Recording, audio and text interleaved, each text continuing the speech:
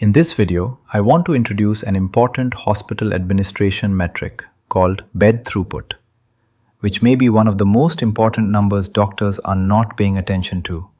Yet, it has the power to completely change how you understand hospital efficiency. Let me start with a situation we see almost every day. A patient is ready for discharge at 10 in the morning. The clinical work is complete, the patient is stable, and from our perspective, the job is done. But the patient actually leaves only at 4 or 5 in the evening. Now think about what happens during those 6 to 7 hours. That bed remains occupied, but it is not really being used. And at the same time, another patient is waiting in the emergency department for admission. So the question is not whether we have beds. The real question is, how many patients can we treat using those beds? This is where the concept of bed throughput comes in. Bed throughput simply means how many patients move through your beds.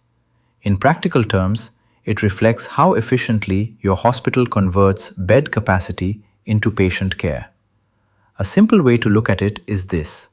Throughput per bed equals total discharges divided by total beds. It sounds like just another number, but it actually tells you how well your hospital is functioning as a system. Let me give you an example. 2 hospitals, same number of beds. One treats 400 patients in a month, the other treats 600. Same infrastructure, same number of beds, but very different outcomes. So what is the difference? Not buildings, not necessarily doctors. The difference is flow. That movement depends on 3 key factors. First, discharge efficiency. In most hospitals, discharge starts on the day of discharge. In better systems, discharge planning starts at least a day earlier. If discharge is delayed, beds remain blocked, admissions slow down, and the emergency department becomes crowded. Second, admission conversion. A patient may be ready for admission but still waits in the emergency room, even when beds are technically available, because the system is not aligned. That delay reduces the effective capacity of the hospital. Third, bed visibility. Do we really know which beds are available? In many hospitals, we don't.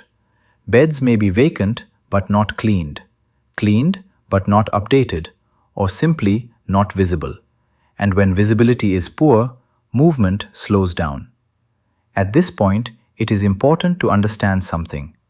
Throughput is not just an administrative issue. It is a clinical flow problem. Every delay in decision-making, every delay in documentation, every delay in discharge affects how many patients we can treat. There are also some clear warning signs.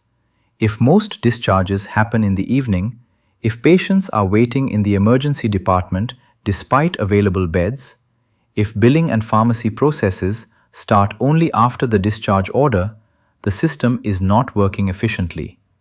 Traditionally, hospitals think of growth as adding more beds. But a more powerful question is this: can we treat more patients with the same beds? That is what throughput is about. Let me end with one simple thought. A hospital bed is not just infrastructure. Its value is not decided by whether it is occupied, but by how efficiently patients move through it. A hospital does not grow by building more beds. It grows by using each bed better.